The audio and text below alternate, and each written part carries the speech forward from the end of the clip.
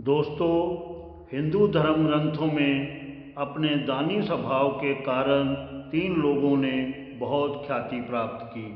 वे हैं राक्षस, राजा बलि, राजा हरिश्चंद्र और कर्ण। इनका नाम सदैव दूसरों की मदद करने में, साहस में, अपनी दानवीरता में, निस्वार्थ भाव के लिए और अपने पराक्रम के लिए लिया जाता है। कर्ण के दान के किस्से आज भी लोगों की जबान पर हैं। हम कर्ण द्वारा किए गए कुछ दानों पर चर्चा करेंगे। महाभारत की कथा में कई महान चरित्रों का जिक्र है। उन्हीं में से एक थे दानवीर कर्ण। श्री कृष्ण हमेशा कर्ण की दानवीरता की प्रशंसा करते थे। वहीं अर्जुन और युधिष्ठिर भी दान और पुण्य करते रहते थे, लेकिन श्री कृष्ण ने कभी उनकी प्रशंसा नहीं की। एक दिन अर्जुन ने श्री कृष्ण से इसका कारण पूछा। श्री कृष्ण बोले, समय आने पर वो साबित कर देंगे कि सबसे बड़ा दानवीर सूर्यपुत्र कर्ण है। चंदन की लकड़ी का दान। एक दिन एक ब्राह्मण अर्जुन के महल में आया। उसकी पत्नी की मृत्यु हो गई थी। उसके दाह संस्कार के लिए उन्हें चंदन की लकड़ियों की जरूरत थी। ब्राह्मण ने अर्जुन से चंदन की लकड़ी दान में मांगी। अर्जुन ने अपने मंत्री को आदेश दिया कि ब्राह्मण को चंदन की लकड़ी दे दी जाए, लेकिन उस दिन राजकोष में तथा पूरे राज्य में चंदन की लकड़ी नहीं मिली। अर्जुन ने ब्राह्मण से कहा, आप मुझे क्षमा करें, मैं आपके लिए चंदन की लकड़ी का इंतजाम नहीं कर सका। भगवान श्री कृष्ण इस पूरी घटना को देख रहे थे। उन्होंने ब्राह्मण से कहा, आपको एक जगह चंदन की लकड़ियाँ जरूर मिलेंगी, आप मेरे साथ चलिए। श्री कृष्ण और अर्जुन ने ब्राह्मण का वेश बनाया और उस ब्राह्मण के साथ कर्ण के दरबार में पहुँचे। वहाँ भी ब्राह्मण ने कर्ण से चंदन की लकड़ी दान में मांगी। कर्ण ने अपने मंत्री से चंदन की लकड़ी का इंतजाम करने को कहा।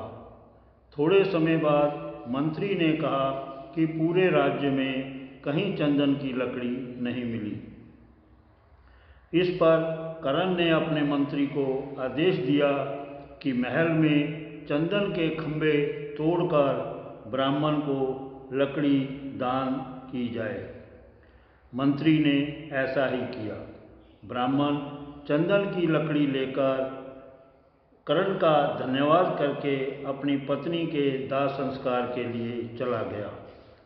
श्री कृष्ण ने अर्जुन से कहा, देखो, तुम्हारे महल के खंभों में भी चंदन की लकड़ी लगी है, लेकिन तुमने ब्राह्मण को निराश किया।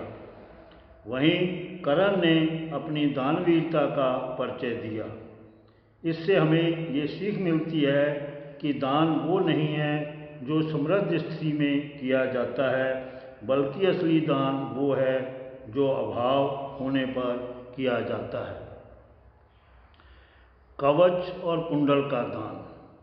महाभारत के महायुद्ध में जब कौरवों का सेनापति कर्ण को बनाया गया तो देवराज इंद्र अर्जुन की ओर से चिंतित हो गए, क्योंकि कर्ण के पास जो कवच और कुंडल थे उनके रहते कर्ण को मारा नहीं जा सकता था। अर्जुन की रक्षा के लिए एक दिन जब कर्ण सूर्य देव की पूजा कर रहे थे तो ब्राह्मण वेश बनाकर इंद्र वहाँ पहुँच गए।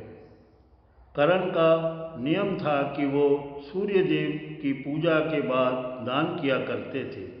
देवराज इंद्र ने कर्ण से दान में कवच और कुंडल मांग लिए, जो उन्हें सूर्य देव से जन्म के साथ ही मिले थे। कर्ण ने इंद्र की आंखों में झांका और फिर दानवीर कर्ण ने बिना एक क्षण गंवाए अपने कवच और कुंडल अपने शरीर से खंजर की सहायता से अलग किए और ब्राह्मण वेश में खड़े इंद्र को सौंप दिए। कुंती को दान में दिया वचन। एक बार कुंती भेष बदलकर कर्ण के पास गई और उससे पांडवों की ओर से युद्ध में लड़ने का आग्रह किया। कर्ण को मालूम हो गया था कि कुंती उनकी माता हैं। कुंती के लाख समझाने पर भी कर्ण नहीं माने और कहा कि मैं दुर्योधन के साथ विश्वासघात नहीं कर सकता। तब कुंती ने कहा कि क्या तुम अपने भाइयों को मारोगे? इस पर कर्ण ने कहा कि माते, कर्ण के पास जो भी जाचक बनकर आता है वे खाली हाथ नहीं जाता। अतः मैं तुम्हें वचन देता हूँ कि अर्जुन को छोड़कर मैं अपने अन्य भाइयों को नहीं मारूंगा। माते, आप हमेशा 5 पुत्रों की माँ रहेंगी। अगर अर्जुन मारा गया तो वे पांडवों के साथ आ जाएगा। निहत्थे भीम को जीवन दान। महाभारत युद्ध में एक ऐसा समय आया जब भीम और कर्ण के बीच महासंग्राम छिड़ गया। इस संग्राम में भीम निहत्थे हो गए थे। कर्ण चाहते तो भीम को मार सकते थे, लेकिन माता कुंती को दिए वचन दान के कारण उन्होंने भीम को जीवन दान दे दिया। अपने यौवन का दान। प्राचीन कथा के अनुसार एक बार कर्ण ने अपना यौवन ही दान दे दिया था। एक बार भगवान विष्णु ब्राह्मण के वेश में कर्ण से भिक्षा मांगने आए। कर्ण ने पूछा, महाराज, मैं आपकी क्या सेवा कर सकता हूँ? ब्राह्मण ने कहा कि मैं अपनी वृद्धावस्था से दुखी हूँ। मैं चारों धाम की यात्रा करना चाहता हूँ, जो युवावस्था के स्वस्थ शरीर के बिना संभव नहीं है। इसलिए यदि आप मुझे दान में अपना यौवन दान कर दें तो मैं ये यात्रा कर सकता हूँ। कर्ण ने उसी समय अपना यौवन दान करने की घोषणा कर दी। तब ब्राह्मण के वेश में भगवान विष्णु प्रकट हो गए और उन्होंने कहा कि वो कर्ण की परीक्षा लेने के लिए आए थे। सोने के दांत का दान। कर्ण जब युद्ध क्षेत्र में आखिरी सांस ले रहे थे तो भगवान श्री कृष्ण ने उसकी दानशीलता की परीक्षा लेनी चाहिए। वे गरीब ब्राह्मण बनकर कर्ण के पास गए और कहा कि मुझे कुछ उपहार चाहिए। कर्ण ने कहा, आप जो चाहे मांग लें। ब्राह्मण ने कहा कि मुझे दान में सोना चाहिए।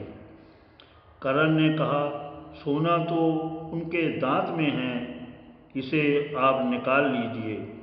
ब्राह्मण ने कहा, मैं इतना कायर नहीं कि तुम्हारे दांत तोड़कर सोना निकाल लूँ। तब कर्ण ने एक पत्थर उठाया और अपने दांत तोड़ लिए।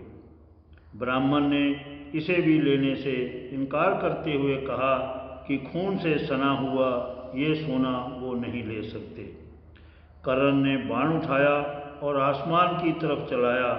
इसके बाद बारिश होने लगी और दांत धुल गया।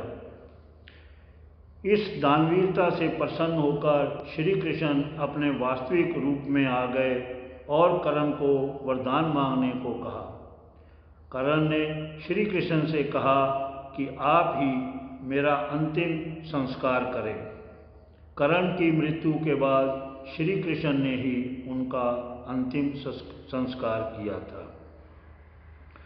दोस्तों, हम कल चर्चा करेंगे कि कर्ण को कौन कौन से श्राप मिले थे और उनकी क्या गलतियां थी जिनकी वजह से कर्ण युद्ध में मारे गए। नमस्कार दोस्तों, आपको ये वीडियो कैसा लगा आप कमेंट कॉलम में ज़रूर लिखिएगा। धन्यवाद।